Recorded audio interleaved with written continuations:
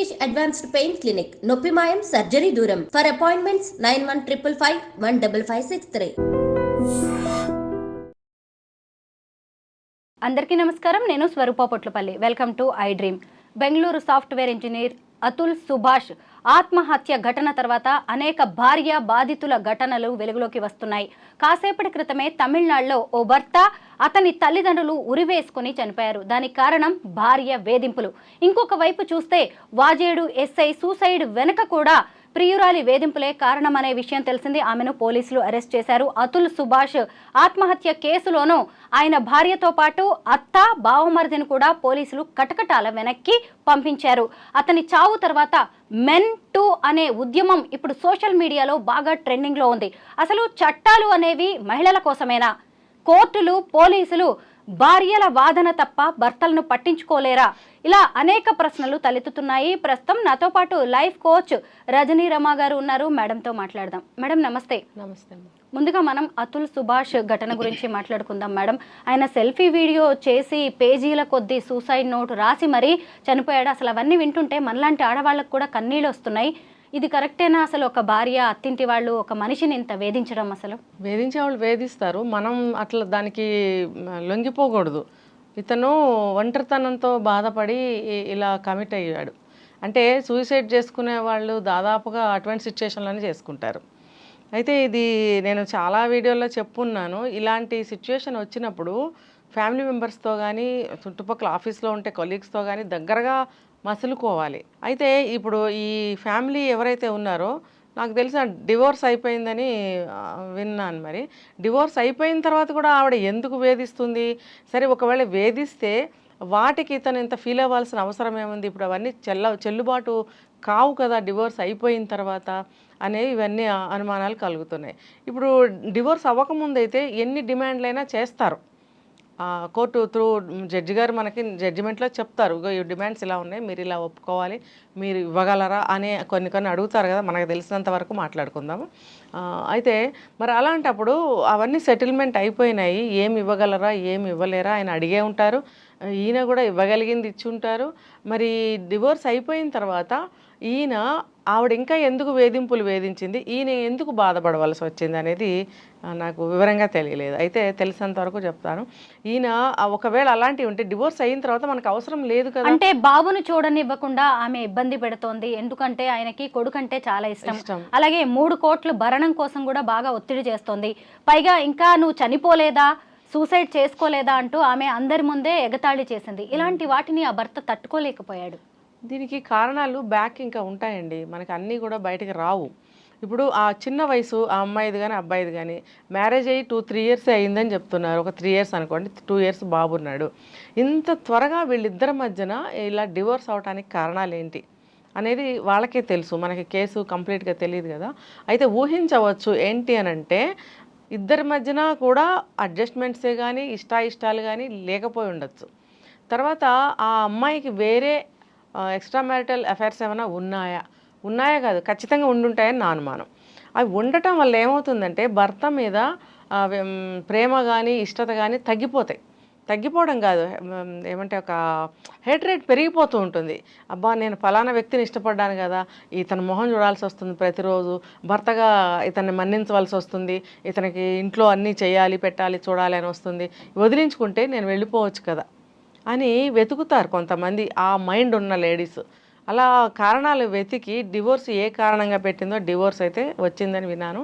అయితే ఇప్పుడు డిమాండ్స్ మీరు అన్నారు 3 కోట్లని, మరి ఇవన్నీ డివోర్స్ అయిపోయిన తర్వాత అడగడానికి వీల్లేదు కదా. బిఫోర్ అయినట్టయితే కనుక జడ్జి గారు ఏదో ఒకటి చెప్తారు. అంత 3 కోట్ల భరణం అనేది ఎవరు అడగరు. ఇతను ఈ అతుల్ సుభాష్ అనే అతను ఎందుకు కంగారు పడవలసి వచ్చింది?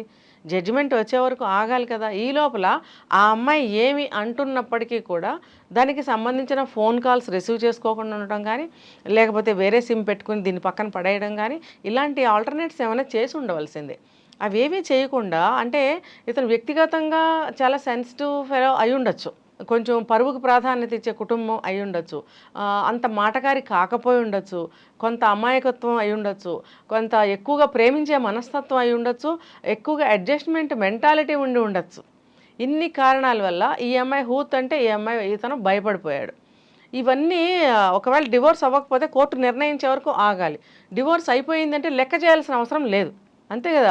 ఒకసారి ట్రాన్సాక్షన్ అయిపోయిన తర్వాత మళ్ళీ రైజ్ అవ్వదు కదండి. అంటే సొసైటీ గురించి కూడా మనం ఇక్కడ మాట్లాడుకోవాలి మేడం. ఒక అతనికి భార్య విడాకులు ఇచ్చింది, పైగా ఆ భార్య ఇంకొకరితో అఫైర్ పెట్టుకొని ఇతన్ని కాదనుకుంది, ఇలాంటివన్నీ కూడా చాలా ఎఫెక్ట్ చూపిస్తుంటాయి ఒక మగాడి మీద. అదే చెప్తున్నా, పరువుకు ప్రాధాన్యత కూడా ఇచ్చే కుటుంబం వ్యక్తి అయి ఉండొచ్చు. దీనికి తోడు ఇప్పుడు కూతురు తప్పు చేసిందండి, తప్పు చేసినప్పుడు సమర్థిస్తారు కదా తల్లిదండ్రులు. ఇప్పుడు ఈ అమ్మాయి ఎగ్జాంపుల్ చెప్తున్నా, ఈ అమ్మాయి వేరే అఫైర్ పెట్టుకుంది, అందుకే ఇతనితో డివోర్స్ ఇచ్చింది, మరి ఎంత చెప్పినా వినకుండా డివోర్స్కి వేసింది, డివోర్స్ వచ్చింది అని అన్నప్పుడు తల్లిదండ్రులు కూడా ఏమీ చేయలేరు. ఎందుకంటే తను మేజర్ అయినప్పుడు, ఒక ఏజ్కి వచ్చినప్పుడు, తను అన్ని నిర్ణయించుకోగలిగే వయసుకు వచ్చినప్పుడు తల్లిదండ్రులు ఎంత చెప్పినా వినని వాళ్ళు కూడా ఉంటారు. ఇది ఆ కేటగిరీ అయి ఉండొచ్చు కదా వీళ్ళు. సో ఇప్పుడు కూతురుకి ఎంత చూసినా ఆడపిల్ల, ఇష్టం లేదు వదిలేసింది, దానికి మనం ఏం చేయలేము. కానీ ఇప్పుడు ఈ అమ్మాయికి ఏదన్నా జరిగితే మనకే కదా నష్టం, బాధ. ఇప్పుడు తప్పు చేసినా సరే సమర్థించకపోతే మన పిల్లని మనం బయట పెట్టుకుంటామా, మన పిల్లకి శిక్షలు వేయిస్తామా అనే ధోరణిలోనే ఉంటారు పేరెంట్స్ అనేవాళ్ళు. అందుకని ఈ అమ్మాయికి వాళ్ళు సపోర్ట్ ఇవ్వటం అనేది జరుగుతుంది. ఆ సపోర్ట్ తీసుకుని ఈ అమ్మాయి ఇంకా రెచ్చిపోతూ ఉంది. ఈ కారణంగా ఇంకొకటి ఏంటంటే ఆ బాబుని చూడనివ్వటం లేదు అని అన్నారు. చూడనివ్వకపోతే ఇతను అంత ఫీల్ అవ్వకూడదు కదా. అంటే నేను సైకలాజికల్గా మాట్లాడుతున్నా. మనం కొన్ని కంట్రోల్స్ పెట్టుకోవాలి, కొన్ని కంట్రోల్స్లో మనం ఉండాలి, లేకపోతే ఏది మన చేతిలో ఉండదు. ఇప్పుడు చూశారు కదా, చిన్న బాబు, 2 ఏళ్ల బాబు, వాడిని వదిలి ఉండలేను అనే స్థితి మీరు ఉన్నా కూడా కొంచెం కంట్రోల్ చేసుకోవాలి. ఎందుకంటే అంత చంటి పిల్లాడు తల్లి దగ్గరే ఉండాలని చెప్పి కోర్టు కూడా చెప్తుంది చాలా సందర్భాల్లో. చెప్పినప్పుడు ఈ విషయంలో కూడా ఈ బాబు తల్లి దగ్గరే ఉండాలని చెప్పి ఉండొచ్చు, కానీ అప్పుడప్పుడు చూడొచ్చు అని కూడా చెప్తారు. సో అప్పుడప్పుడు కూడా చూపించట్లేదు. సరే భయ్, చూపించకపోతే నష్టమే ఉంది, వదిలే కొన్నాళ్ళు వదిలేసేయి, అవకాశం వచ్చినప్పుడే చూడొచ్చు. అసలు ఇది చదువుకున్న ఒక ఎడ్యుకేటెడ్గా ఇప్పుడు డివోర్స్ అయిపోయింది, బాబు చూస్తే చాలా చిన్నవాడు, ఆ బాబుని తను చూపిస్తుందని నువ్వు ఎలా అనుకుంటావు? అసలు ఈ రకంగా నువ్వు మెంటల్గా ఎందుకు ప్రిపేర్ అయ్యలేవు? ఇప్పుడు అలా ప్రిపేర్ అయ్యి కనుక నువ్వు ఉంటే ఇంత మానసికమైనటువంటి ఒత్తిడికి కానీ సంక్షోభానికి కానీ గురి అవ్వరు. ప్రాక్టికల్గా ఆలోచించాలి ప్రతి ఒక్కటి కూడా. మీరిద్దరూ అనుకున్న తర్వాతే డివోర్స్ తీసుకున్నారు, అప్పుడు జడ్జిమెంట్ బాబు అక్కడ ఉండాలనే చెప్పారు అనుకోండి, తను చూపిస్తుందని మనం అనుకోలేం కదా. అంత గుడ్డిగా మనం ఎలా ఉంటాం, అంత అమాయకంగా ఉండకూడదు కదా. ఇట్లా అన్ని విషయాలు అతనికి మానసికంగా కుంగదీసినాయి. ఇప్పుడు ఆ అమ్మాయిని సపోర్ట్ చేసే నేపథ్యంలో క్రమంలో ఆ తల్లిదండ్రులు కూడా హెరాస్మెంట్ చేశారు. ఎందుకంటే చెయ్యాలి, కూతురికి సపోర్ట్ చేసే క్రమంలో వాళ్ళు ఈ అబ్బాయిని ఈ అమ్మాయితో కలిసి హెరాస్మెంట్ చేయాలి. ఎందుకంటే కేసు స్ట్రాంగ్ అవ్వాలి కదా. ఫైనల్ గా సాధించింది ఏముంది మేడం? పచ్చని కాపురం కూలిపోయింది, నిండు ప్రాణం బలైంది. ఇప్పుడు చూస్తే అతని భార్య నిఖితా సింఘానియా, తర్వాత అత్త నిషా, బావమరిదిని అందరినీ అరెస్ట్ చేశారు. ఉన్న కాస్త పరువు పోయింది కదా.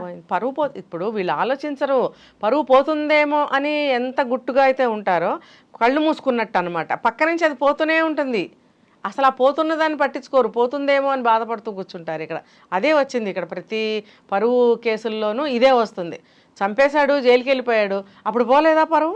మేడం, ఈ సందర్భంగా మనం వాజేడు ఎస్ఐ రుద్రారపు హరీష్ గురించి కూడా మనం మాట్లాడుకోవాలి. ఆయన భార్య అని అనలేము, లవ్వరు. ఎందుకంటే పెళ్లి చేసుకోమని ఆ అబ్బాయిని బాగా ఒత్తిడి చేసింది. వాళ్ళిద్దరు కలిసి ఆ రోజు రిసార్ట్స్ లో కూడా ఉన్నారు. పైగా తాను గర్భవతిని అని చెప్పి బెదిరించడం వల్లే అతను అటు తల్లిదండ్రులకి ఇంకొక కొత్తగా పెళ్లి కుదిరింది, ఆ అమ్మాయికి ఏం చెప్పలేక, ఈ అమ్మాయికి ఏం చెప్పలేక, ఏం చేయాలో అర్థం కాక సూసైడ్ చేసుకున్నాడు. దాంతో ఇప్పుడు పోలీసులు అరెస్ట్ చేశారు.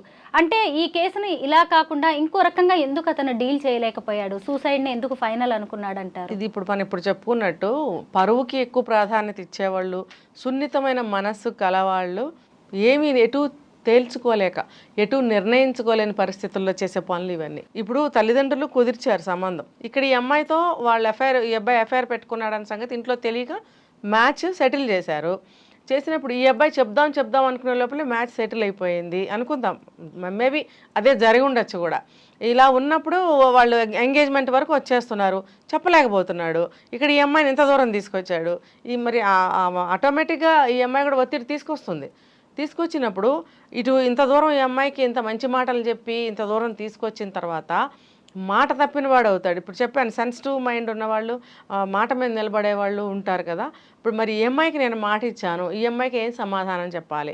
ఓ పక్కన తల్లిదండ్రులకి చెప్పలేకపోయాను ఈ అమ్మాయితో నేను పెట్టుకున్నాను అని చెప్పేసి ఉంటే మరి అది అలా ఉండేది. ఎందుకంటే భయస్థుడు, స్వతహాగా భయం కూడా ఉండొచ్చు. పోలీస్ డిపార్ట్మెంట్లో పనిచేసినంత మాత్రాన అతనికి ఇలాంటి ఎమోషన్స్ ఏమీ ఉండకూడదనేది లేదు కదా. అతను కూడా ఒక హ్యూమన్ బీయింగ్ అయినప్పుడు ఇలాంటి ఎమోషన్స్ అన్నీ ఉంటాయి వాళ్ళకు కూడా. డ్యూటీ వరకే ఆ డ్యూటీ చేస్తారు, ఇంటికి వచ్చిన తర్వాత చాలా నార్మల్గానే ఉంటారు చాలామంది. ఇతను కూడా ఈ విషయం ఇంట్లో చెప్పలేక సతమతమయ్యే టైంకి వాళ్ళు ఇంకో సంబంధం కుదిరిచేశారు. ఇప్పుడు మరి దాన్ని క్యాన్సిల్ చేయాలని నేను చెప్పలేడు. ఇక్కడ ఇంత దూరం తీసుకొచ్చిన ఈఎంఐకి నేను నిన్ను చేసుకోను అని చెప్పలేడు. ఎందుకంటే మాట పోతుంది. అంటే ఇక్కడ ఈఎంఐ దగ్గర ఇతను పరువు పోతుంది, అక్కడ సంబంధం కుదిరిన దగ్గర తల్లిదండ్రులు పరువు పోతుంది. అంటే ఒక కొడుకుగా కూడా ఒక పరువు పోతుంది అక్కడ. ఈ అన్నిటి మధ్యలో సమాధాన పరుచుకోలేక తనని తాను, ఎదుటి వాళ్ళకైతే అసలే చెప్పే స్థితిలో లేడు. అందుకని చెప్పి అతను సూసైడ్ చేసుకున్నాడు. మేడం, తమిళనాడుకు చెందిన మరో భార్య బాధితుడి గురించి మనం మాట్లాడుకోవాలి. సురేంద్రన్ అనే అబ్బాయికి జస్ట్ 5 నెలల క్రితమే స్నేహ అనే అమ్మాయితో పెళ్ళయింది. అయితే వేరు కాపురం పెడదామని ఆ అమ్మాయి గొడవ పెట్టేసి పుట్టింటికి వెళ్ళిపోయింది. ఇక అటు తల్లిదండ్రులకి ఏం చెప్పలేక, ఈ భార్యకి ఏం చెప్పలేక ఆ అబ్బాయి ఉరి వేసుకొని చనిపోయినాడు. అయితే ఉన్న ఒక్క అబ్బాయి చనిపోవడంతో ఇటు తల్లిదండ్రులు కూడా వెంటనే హ్యాంగ్ చేసుకున్నారు. దాంతో అసలు ఇప్పుడు ముగ్గురు చనిపోవడం, దానికి భార్యే కారణం కావడంతో పెద్ద చర్చ జరుగుతుంది. అసలు ఆడపిల్లలు ఎందుకు ఇలా పెళ్లి కాగానే వేరు కాపురాలు, నా జీవితం నా భర్త అంటూ భర్తల్ని ఇలాగ అత్తమామల నుంచి దూరం చేయాలని చూస్తూ ఉంటారు? కారణాలు అనేకం. ఒకటేమో ఇండివిజువల్గా ప్రైవసీగా ఉండాలని, ఇంకొకటి వాళ్ళు చేస్తున్న పనులు ఏమైనా ఉంటే వెధవ పనులు అవన్నీ ఇంట్లో పెద్దవాళ్ళు కనిపెడుతూ ఉంటారు కదా. ఒక్కళ్ళమే కలిసి ఉంటే భర్త ఉద్యోగానికి పోతాడు, తను ఉద్యోగానికి పోతుంది. ఒకవేళ చేస్తే ఉద్యోగం, అప్పుడు ఎవరు కనిపెట్టలేరు, వీళ్ళిద్దరిని తలుపులు తాళాలు పెట్టుకుంటారు, వెళ్ళిపోతారు. ఒక ఫ్యామిలీతో కలిసి ఉన్నప్పుడు ఏమవుతుంది, అవన్నీ కనిపెడతారు ఇంట్లో వాళ్ళు. చూడరండి, నిత్యం లేచిన దగ్గర కొత్త కోడల్ని ఎలా అయినా అబ్జర్వ్ చేస్తారు. చేసినప్పుడు ఏవైనా బయటపడవచ్చు. ఈ రకరకాల, మళ్ళీ తన ఇష్టం వచ్చినట్టు ఉండటానికి వీలు కాకపోవచ్చు. ఇక్కడ ఇన్ని కారణాలతోటి వాళ్ళ తల్లిదండ్రులు రావాలి పోవాలి, తన ఇష్టం వచ్చినప్పుడు పుట్టింటికి వెళ్ళిపోతూ ఉండాలి. ఇవన్నీ జరుగుతాయా లేదా అని ఇంట్లో పెద్ద రభస చేసేస్తారనమాట. ఒకవేళ జరగకపోతే నా ఆనందం, నా ఎంజాయ్మెంట్ ఏమైపోతుంది? అందుకని చెప్పి వీళ్ళు వేరు కాపురం అని చెప్పి మొదలు పెడతారు. అసలు అందరూ ఒకే ఊళ్ళో ఉన్నప్పుడు, ఇల్లు చిన్నదైనప్పుడు కానీ, లేకపోతే వేరే వేరే గ్రామాల్లో ఉన్నప్పుడు కానీ వేరు కాపురం పెట్టుకుంటారు, ఉద్యోగం మీద ఎక్కడైనా దూరంగా ఉన్నప్పుడు కానీ. కానీ ఊళ్ళోనే ఉండి దగ్గరగా ఉండి ఇల్లు కూడా పెద్దదైనప్పుడు వేరు కాపురాలు అడుగుతున్నారు. ఎందుకు అని అంటే ఫ్యామిలీ మెంబర్స్ కూడా నవేడేస్ సరిగ్గా ఉండటం లేదు. అత్తమామలే కానీ, ఆడపడుచులే కానీ, వచ్చిన బంధువులు కూడా కొంతమంది వేలు పెట్టి కెలికి వాళ్ళని ఇబ్బంది పాలు చేసేవాళ్ళు ఇప్పటికీ ఉన్నారండి. ఇటువంటి సిచ్యువేషన్స్ కూడా ఫేస్ చేసే ఇష్టత లేక అమ్మాయిలు ఎందుకు వచ్చింది, మాకు బయట ఉంటే ఏ గొడవ ఉండదు, దూరంగా ఉంటే బాగుంటుంది అన్న ఉద్దేశంతో కూడా బయటకు వెళ్ళాలని అంటారు. కానీ ఇందులో ఏ కారణంతో ఈ సురేంద్రన్ అనే అతని భార్య పెట్టిందో మనకు తెలియదు వేరు కాపురం అనేది. సూసైడ్ చేసుకునేంత దూరం వెళ్ళింది అని అంటే ఒక్క వేరు కాపురం పెడదాము అన్నంత మాత్రానే చేయరండి, ఇందులో చాలా ఉంటాయి. ఇంకొకటి, తమిళనాడులో ఆచార వ్యవహారాలు, నమ్మకాలు చాలా మూఢంగా ఉంటాయి, చాలా నాటుగా ఉంటాయి, చాలా భయం కొలిపేవిగా ఉంటాయి అన్నమాట. ఇప్పుడు ఈ రోజుల్లో అమ్మాయిలు నైస్గా చదువుకుని కాస్త బయటకు వచ్చి మనతో స్టైల్గా హాయిగా ఉందాము అనుకునే జనరేషన్ ఉన్నప్పుడు అవన్నీ వాళ్ళు మెంటల్గా రిసీవ్ చేసుకోలేకపోతున్నారు. మనం బయటకు వెళ్ళిపోతే గొడవ ఉండదని. కానీ ఒకవేళ అక్కడే ఉండాల్సి వస్తే ఇవన్నీ భరించాలి. వాళ్ళు ఒక పూజ చేసినా, ఒక భోజనం పెట్టినా, ఒక గ్యాదరింగ్స్ జరిగినా కొంచెం అలాగే ఉంటాయి. అంటే నైస్గా అయితే ఉండదు, వాళ్ళు ఏది చేసినా నైస్గా ఉండదు. సో అటువంటి సిచ్యువేషన్స్ కూడా ఏమైనా ఉండొచ్చు ఇంట్లో. ఎందుకంటే తమిళనాడులో కూడా నేను ఉండి వచ్చాను, వాళ్ళ మధ్యనే ఉండొచ్చాను నేను. సో వాళ్ళు వాళ్ళ ఏది తీసుకున్నా, వాళ్ళ వ్యవహారం కానీ, ఆహార్యం కానీ, ఒక మాట తీరు కానీ, ఒకటి పెట్టే తీరు కానీ, తీసుకునే తీరు, ఏదైనా కూడా వాళ్ళది నైస్గా అయితే ఉండదండి. దీని వెనక ఏదో భయంకరమైన గట్టి నిజాలేవో ఉన్నాయి, అవి మనకి బయటకు రాలేదు. వేరు అనగానే ఏమి అలా జరగదండి.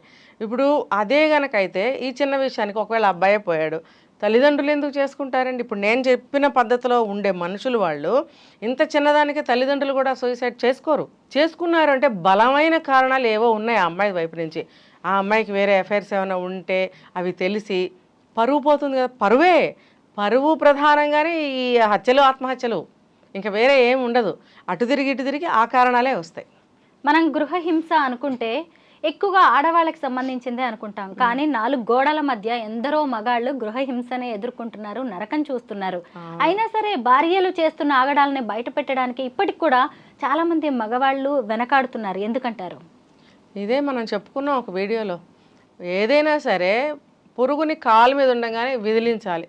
తల్లో దాకా తీసుకొస్తే ఈ జుట్టులో ఇరుక్కుంటే దాన్ని తీయగలమా? వెంట్రుకలు తగ్గుతాయి, ఆ పురుగు కూడా ముక్కలవుతుంది, గందరగోళం అవుతుంది అక్కడ. అందుకని కాలు మీద ఎక్కినప్పుడే దులపాలి. ఏ విషయమైనా సరే, మంచి అయినా చెడైనా స్టార్టింగ్లోనే రిసీవింగ్స్. మ్యారేజ్ అయిన కొత్తల్లోనే మంచి చెడులు బేరీజ్ వేసుకొని చెడు లక్షణాలు ఏమన్నా ఉంటే అక్కడే కట్ చేసుకోవాలి భార్యాభర్తలు అనేవాళ్ళు. డిస్కస్ చేసుకోండి, మాట్లాడుకోండి, సరి చేసుకోండి, అడ్జస్ట్ అవ్వండి. ఏ పేరు పెట్టుకున్నా సరే అటువంటివి మొదట్లోనే కట్ చేసుకుని ఒక అగ్రిమెంట్కి అంటే ఒక మాట మీదకి రావాలి ఇద్దరు కూడా. అలా కాకుండా కొత్త మోజులో అయ్యో ఆడపిల్ల, అయ్యో భార్య, అయ్యో ఎక్కడి నుంచో వచ్చింది. ఇప్పుడు అవన్నీ కరెక్టే, వాళ్ళ తల్లిదండ్రులను వదిలిపెట్టి వస్తుంది, అన్నీ వదిలిపెట్టి ఇక్కడికి వస్తుంది, కరెక్టే. కానీ కొన్ని సందర్భాల్లో వేరువేరుగా విడదీసి చెప్పుకోవాల్సి వస్తుంది అన్నమాట. ఇప్పుడు మీరు చెప్పిన దాని ప్రకారము మరి ఆ అమ్మాయికి అతి స్వేచ్ఛ ఇచ్చేసినట్టయితే కనుక, ఆమె చేసినవన్నీ కూడా యాక్సెప్ట్ చేస్తూ వస్తే కనుక ఆవిడకి ఏమవుతుంది, ఆవిడది ఎక్కువైపోతుంది ఇంట్లో. ఇంకా ప్రతిదానికి తూలనాడము, ఈసడించడము, బానిసలాగా వాడుకోవడము, ప్రతి పని భర్తతో చేయించడము. ఈ అబ్బాయి ఏమో భార్య కదా అని చెప్పి ఒక ప్రేమతో ఉన్నాడు అనుకుందాం, దాన్ని అడ్వాంటేజ్ తీసుకుని ఇలా వాడుకుంటారు. చూడండి, అతను ఏమంటాడంటే, ఇద్దరిని తీసుకుందాం, ఇలాంటి కేసు ఒకటి తీసుకుందాం. అతను ఏమంటాడు, నా భార్య అంటే నాకు చాలా ప్రేమ అండి, నేను ఏం అనలేకపోతానండి, ఆమెని అమాయకురాలండి అంటాడు. మరి అన్నప్పుడు ఇదే విషయాన్ని ఆవిడ అడ్వాంటేజ్గా తీసుకుని నెత్తెక్కేస్తుంది. ఎక్కేసి అమాయకమైన మాటలు మాట్లాడుతూ చేయవలసినవన్నీ చేస్తూ ఉంటుంది. అప్పుడు ఎవరు బాధపడాలి చివరికి? చివరికి ఎంత బాధపడినా ఆ అమ్మాయి మారదు, ముదిరిపోతుంది అప్పటికే. అప్పుడు ఇతనే బాధలు పడాల్సి వస్తుంది. అప్పుడు ఏం చేయాలి? నీ భార్య ప్రేమ ఉంటే నువ్వు గుండెల్లో పెట్టుకో, నెత్తి మీద పెట్టుకోవాల్సిన అవసరం లేదే. నేను ఇప్పుడు చాలామందికి చెప్తాను, భార్యని గుండెల్లో పెట్టుకుని ప్రేమించండి, మంచి చెడ్డలు చెప్పండి, సరి చేసుకోండి, అడ్జస్ట్ అయ్యి కాపురాలు చేయండి. కానీ నెత్తి మీద ఎక్కించుకుని డ్యాన్స్ చేయించుకుని మీరు బాధలు పడాల్సిన అవసరం లేదు. ఇలా ఉండాలని చెప్తాను. లేకపోతే గృహహింసలో ఇది అడ్వాంటేజ్గా తీసుకుని ఆవిడ అలా చేస్తుంటే ఈ అబ్బాయి గృహహింసనే అనుకుంటాడు. అంతే కదా, చివరికి అటే వెళ్ళిపోతారు ఆ దారిలోకే. ఇతను ఏమనలేడు, ఆమె అలా చేస్తూ ఉంటుంది, అది హింసలాగా ఉంటుంది. బెంగళూరు సాఫ్ట్వేర్ ఇంజనీర్ అతుల్ సుభాష్ ఘటనతో మెన్ టూ అనే ఉద్యమం ఇప్పుడు బాగా ట్రెండింగ్ లోకి వచ్చింది.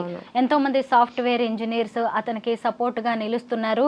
అయితే ఇప్పుడు కొత్త చర్చ ఏంటంటే, ఎప్పుడు భార్యా బాధితులు ఇలాగే ఉండాలా, వాళ్ళకి చట్టాలు ఉండవా, భర్తల గోడు ఎవరు వినరా, మొత్తం అందరూ భార్యల మాటలే వింటారా అని చెప్పేసి అంటున్నారు. నిజమే కదా మేడం, మన సమాజం కూడా మహిళా పక్షపాతిగానే ఉంది. ప్రభుత్వాలు కావచ్చు, న్యాయస్థానాలు కూడా ఎక్కువగా మహిళల వాదన్నే వింటూ ఉంటారు.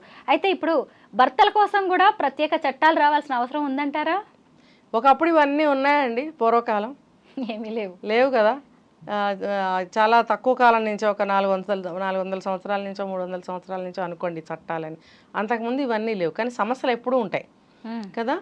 ప్రతిదానికి ఒక సమస్యను లేవనెత్తుకోవటం, ప్రతి ఒక్క వ్యక్తికి ఏదో ఒక పేరు పెట్టి అతను ఇలాంటి వాడు, ఆమె ఇలాంటిదని చెడ్డ పేరు మాట్లాడటం, అసలు ఏది తీసుకున్నా ఆది కాలం నుంచి ఉన్నవే ఇవన్నీ. చట్టాలు వచ్చిన తర్వాత ఇలా మాట్లాడుకుంటున్నారు కదా. ప్రతి సమస్యని ఎలా పరిష్కరించుకునేవాళ్ళండి ఆ రోజుల్లో, అవును కదా. ఇప్పుడు ఉమ్మడి కుటుంబాలు ఉండేవి, ఉమ్మడి కుటుంబాలు ఉన్నాయి, లేని వాళ్ళు కూడా ఉన్నారు. ఉమ్మడి కుటుంబాలు ఒకే ఒక్క సంతానం ఉన్న వాళ్ళు అప్పుడు కూడా ఉన్నారు. 10 మంది సంతానం ఉన్న రోజుల్లో ఒకే ఒక్క సంతానం ఉన్న వాళ్ళు కూడా ఉన్నారు. 2-3 జనరేషన్స్ కలిసి ఉండేవాళ్ళు కదా, ఉండేవారు. బాబాయిలు, పెద్దనాన్నలు, తండ్రులు, తమ్ముళ్ళు వాళ్ళు కూడా కలిసి ఉండేవారు. అందరూ నాన్న, అమ్మ, ఒక 100 మంది ఉండేవారు. పెళ్లి కొడుకు, పెళ్లి కూతురు, మళ్ళీ 4 రోజులకి వీళ్ళకి పిల్లలు పుట్టడం, బాగుండేది అన్నీ. ఇప్పుడు మీరు అడిగిన దానికి ఆ చట్టాలు అనేవి అప్పుడు లేవు కదండి. ఎలా పరిష్కారం అయ్యేవి చెప్పండి? ఇప్పుడు ఒకరికొకరు చెప్పడము, అడ్జస్ట్ అవ్వడము, ఇలాంటివి ఏది కూడా నెత్తి మీద వరకు తెచ్చుకునేవారు కాదు. భయభక్తులు చిన్నప్పటి నుంచి వాళ్ళకి అందరూ భయభక్తులు నేర్పుకుంటూ ఒక క్రమ పద్ధతిలో కుటుంబం నడిచేది. ఇప్పుడు భయం కానీ భక్తి సంగతి పక్కన పెట్టండి, భయం ఉందా ఎవరికైనా? అసలు ఏ విషయంలోనూ ఒక జంక్ అనేది ఉందా? అంటే భయం తర్వాత వచ్చేది జంక్ అనమాట. ఇది కొంచెం వెనక స్టెప్, భయం అనేది తర్వాత. అసలు జంక్ అనేది ఉందా? జంక్ అనేది ఉంటే నీకు భయం కలుగుతుంది. అసలు నీకు ఏదీ లేదే, మరి అలాంటప్పుడు విచ్చలవిడిగా ప్రవర్తిస్తున్నప్పుడు కొత్త కొత్త రోగాలు ఇప్పుడు ఎలా వస్తున్నాయో కొత్త కొత్త సమస్యలు కూడా అలాగే వస్తున్నాయి. ఇష్టం వచ్చినట్టు మనం పిచ్చి పిచ్చి పనులన్నీ చేసేసుకుని చట్టాలు కొన్నిటికి చేసి ఉన్నారు. మనం ఇష్టం వచ్చినట్టు పిచ్చి పిచ్చిగా జీవితాలను తారుమారు చేసేసి వ్యవహారాలని వ్యవస్థల్ని తారుమారు చేసేసి చట్టాల మీద పడితే ఎలాగా? ఇప్పుడు ఒకప్పుడు ఆడవాళ్ళ హింసకి గురయ్యారు, ఇప్పుడు అవుతున్నారు. అందుకని చెప్పి ఆడవాళ్ళకి చట్టాలు పెట్టారు. ఇప్పుడు ఈ రకంగా ఆడవాళ్ళు మారిపోయి ఎదురు తిరిగి మగవాళ్ళని కూడా హింస పెడతారని పాపం ఆ రోజుల్లో వాళ్ళకి తెలియక ఆడవాళ్ళు ఎప్పుడు బాధపడుతున్నారు కదా అని చెప్పి ఇలా పెట్టారు. పెట్టినప్పుడు వీళ్ళు ఎవరికైతే న్యాయపరంగా ధర్మపరంగా జెన్యూన్గా బాధపడుతున్నారో వాళ్ళని ఉపయోగించుకోమని చెప్పారు. కానీ ప్రతి చిన్నదానికి అది అడ్డం పెట్టుకుని కేసులు పెట్టేసి భర్తని రోడ్డు మీదకి ఈడ్చేయమని చెప్పి ఎవరు చెప్పలేదు. అదిగే నేను చెప్పింది, ఇది ఉపాయాలతోటి మంచి మంచి ఆలోచనలతోటి సమస్యల్ని పరిష్కరించుకునేవారు ఆ రోజుల్లో. ఇప్పుడు అసలు అది లేదు, కోర్టుకు ఎక్కేయడమే. అంటే ఎవ్వరూ కూడా ఏది చెప్పే అంత స్థాయిలో లేరనమాట. కోర్టుకి ఎక్కాలి, జడ్జి గారే చెప్పాలి, అప్పుడే ఆ సమస్యకు పరిష్కారం అనే స్థాయికి వచ్చేసారు. అదే కానీ నేను ఇందాక చెప్పినట్టు పెళ్ళైన కొత్తలోనే మంచిగా కూర్చుని మన లైఫ్ ఇలా ఉండాలంటే ఇలా చేయాలి, అందుకు నీకు ఇష్టమైన అని అన్నీ చక్కగా పెళ్ళైన తర్వాత కూర్చుని మాట్లాడుకుని ఆ విధంగా కన్విన్స్ అయ్యి ఒక దారిలో వెళ్ళినట్టయితే ఎవరు ఎవరిని హింస పెట్టుకునే పరిస్థితి రాదండి.